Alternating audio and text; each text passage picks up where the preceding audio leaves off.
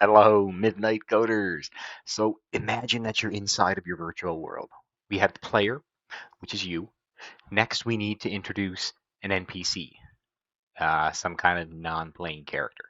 These also share some of the characteristics of the player, like health, aim, and the position in the world, and the fact that they can also move like a player does. So, what do these two entities have in common? And are we going to copy all of the logic to every single NPC type? I mean, it can't be that bad, right? Let's try it. Okay, let's just try it and see what happens.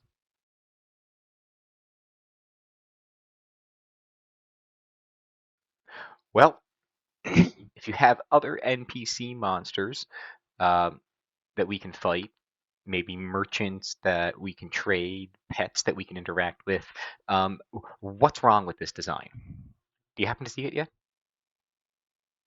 Well, we begin to duplicate a lot of code, which can lead to trouble debugging later. And what if we decide health should now be a double instead of an integer? Now we have to go and find every single class and try to remember where all of those are, and that we can almost see the entire problem just building here. Okay, I hope you can see it. So what if there was a way? What if there was a way that we can define all of the shaped parts just once? Once, that's it.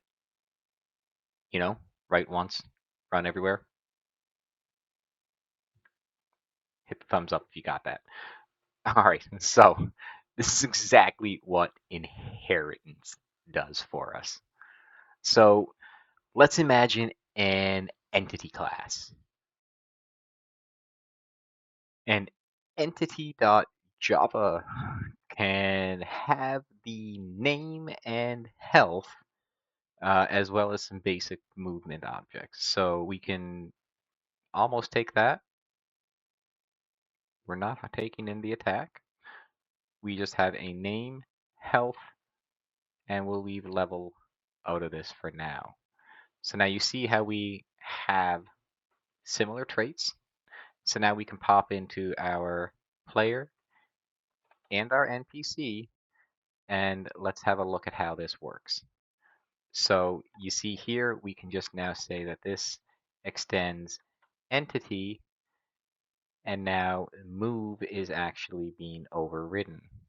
So we don't actually need to have the move here, and we don't need the name or health because that's already in the parent.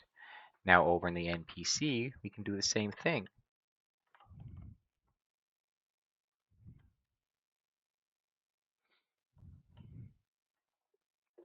And we can actually just have this handle the logic.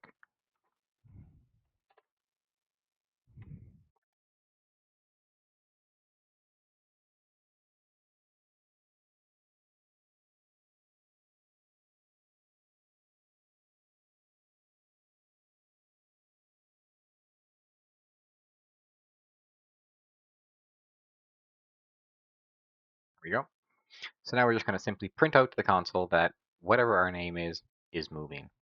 Um, and if we were to run this, call it, it would work. Now, notice that nothing is wrong here. Instead, it just works.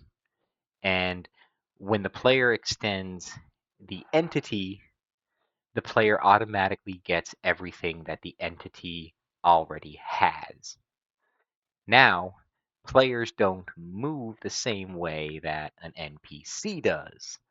So we'll see how we can interact with that. Now, we've covered some of the great foundations today, but our player doesn't attack the same way that a monster does. However, they both can. So next time, we're going to talk a little bit about how abstracting these methods so that the actual class itself can handle their own implementations.